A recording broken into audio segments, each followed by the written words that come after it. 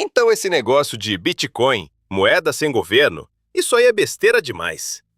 Se você não consegue entender sozinho, eu não tenho tempo para explicar. Já estou ocupado demais me salvando.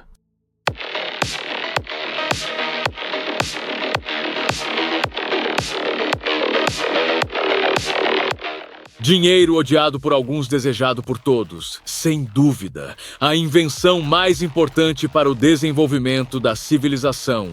Mas agora está cada vez mais difícil ter acesso a esse recurso. E não é por acaso. O que porra aconteceu em 1971? Você já deve ter ouvido essa frase. Deixe-me te contar uma história. Esse é Frank Miller, funcionário da Casa da Moeda dos Estados Unidos. Naqueles dias, o mundo ainda seguia o padrão ouro. Cada moeda de dólar correspondia exatamente à mesma quantia em ouro trancado em cofres impenetráveis. Uma lei imutável como a gravidade. Mas Frank comete um erro fatal. Imprime notas além da conta. Para encobrir o erro, ele enfia as notas em uma maleta velha, visando destruí-las em um local escondido. No caminho de volta, o estômago ronca. Ele avista uma barraca de cachorro-quente no parque escuro. A fome é devoradora, mas seu salário só vem no dia seguinte. Então ele lembra da maleta. Dinheiro fresco, imaculado, direto da prensa. Ele hesita por um momento. O suor frio escorre, mas a fome vence ele. Pega uma nota e compra. A nota é aceita. Sem olhares desconfiados, sem alarmes. Naquele instante profano, sem fanfarra ou trombetas, Frank invocou o demônio, a inflação. O cavaleiro silencioso do apocalipse econômico. Obviamente, não foi exatamente assim que aconteceu. Mas a essência é a mesma em 1971. Os Estados Unidos da América, unilateralmente, quebraram o padrão ouro. Começam a imprimir papel sem alma, sem lastro, uma verdadeira fraude em escala global. Mas eles não chamam de roubo. Ah, não! Batizam de dinheiro fiduciário, uma palavra chique para dinheiro falso. Um papel colorido que vale tanto quanto a honestidade de um político. Uma piada disfarçada de sistema. Pare e pense. Por que o dinheiro existe? Não para comprar luxos vazios. Seu propósito primordial: armazenar valor. Guardar o suor do seu trabalho. O fogo da sua criação imune ao tempo e aos tiranos. Nos albores selvagens da humanidade, reinava a troca bruta. Uma ovelha por uma espada. Simples. Mas quanto vale uma ovelha? Quanto sangue vale uma lâmina? Ineficiente, limitado, primitivo. Então, como sempre, os humanos usam de sua criatividade para solucionar esses problemas. Uma abstração para representar o valor. Primeiro, o sal, vital, escasso, desejado por todos. Depois a prata, rara, eterna. E o ápice, o ouro, ainda mais raro, bonito e inoxidável contra a podridão do tempo. Divisível em frações perfeitas, universal, aceito de reis a mendigos. A moeda suprema, ou quase.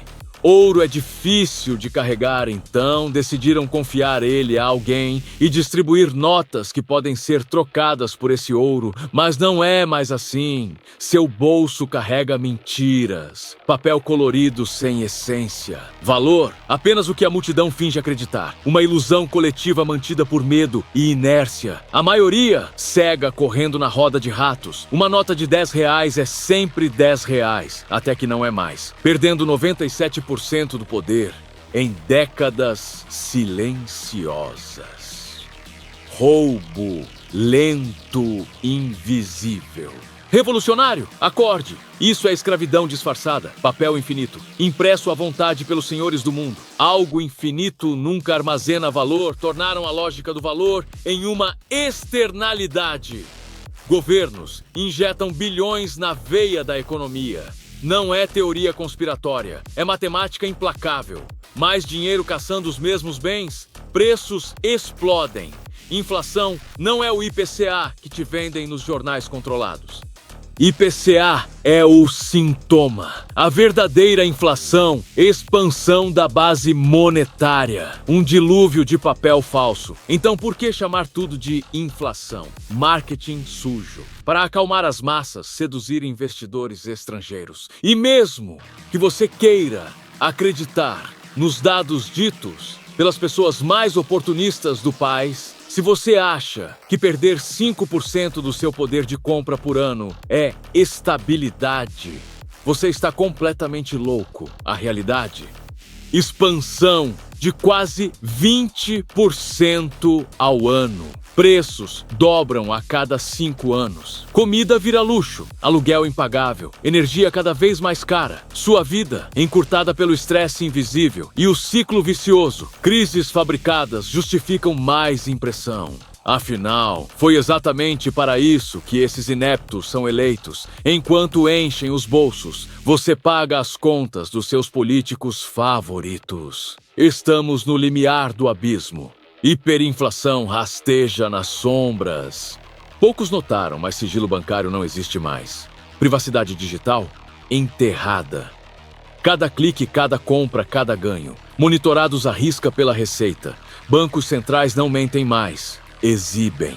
Sistemas ágeis, oniscientes e invasivos. Não para te proteger, para te taxar. Impostos sugados direto da fonte, sem aviso, sem misericórdia.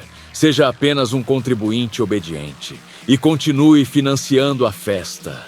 Mas e se houvesse uma rebelião? Algo que dobrasse joelhos de impérios, que arrancasse o seu poder, o controle do dinheiro? E se um novo Deus ascendesse das cinzas digitais? Enquanto o mundo incendeia na maior fraude financeira da era moderna. Bancos caem como dominós podres. Governos salvam os culpados com seu dinheiro. No meio desse caos, uma sombra emerge. Satoshi Nakamoto. Um fantasma. Essa figura anônima idealizou um sistema descentralizado, sem mestres, sem permissões, sem correntes. Muitos veem blockchain como mera casca do Bitcoin. Mas o seu potencial é verdadeiramente divino. Um livro-razão imutável. Memória coletiva inabalável. A própria verdade. Prestes a ascender a divindade e se tornar um deus que irá destruir o Leviatã, a blockchain é um registro público código aberto disperso em milhares de máquinas pelo globo. Você mesmo pode rodar no seu PC. Mas e se alguém tentar alterar o código?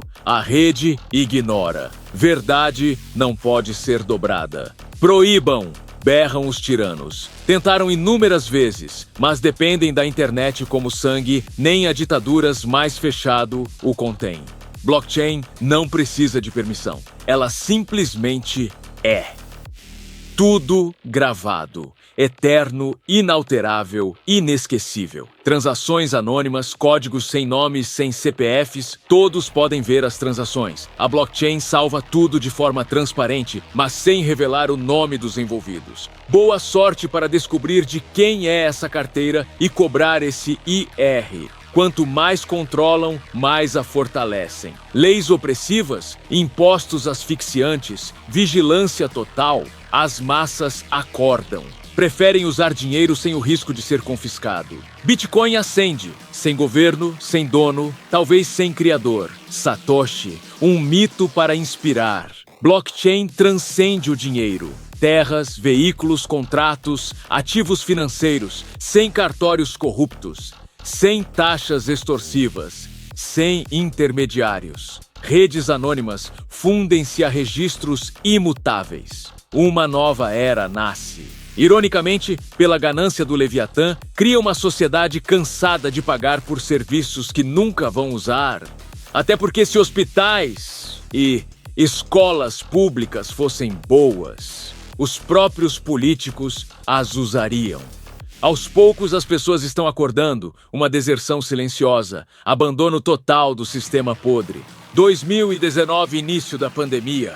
A nobreza mundial conseguiu convencer quase todas as lideranças do mundo que seria uma boa ideia parar a economia global. Isso não foi por acaso. Existia um plano maligno por trás disso. A Agenda 2030 é a ideia de criar um supergoverno que seria dono de todos os bens. Você não teria nada, mas eles garantem que será feliz. Para esse plano se concretizar, eles precisavam primeiro destruir a economia mundial, para enfim se apresentarem como os salvadores.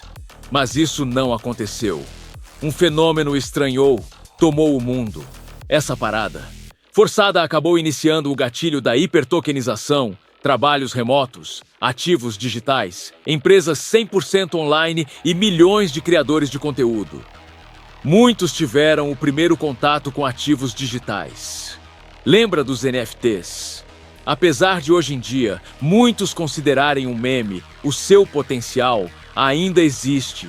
E você acaba utilizando sem nem perceber quando você assina um documento virtual. Você está usando a tecnologia dessa forma. Muitos estão tendo contato com a blockchain sem nem saber. Imagine uma empresa emitindo suas ações como tokens certificados únicos em uma bolsa privada baseada em blockchain. Uma economia independente de qualquer governo. O documento da sua casa, carro, arma, tudo, podendo ser transferido sem taxas e sem burocracia. Uma vez iniciada, a hipertokenização não pode ser parada.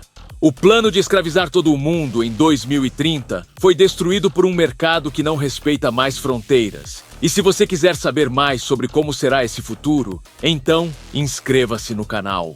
Meu nome é Zahir e a minha revolução começa agora.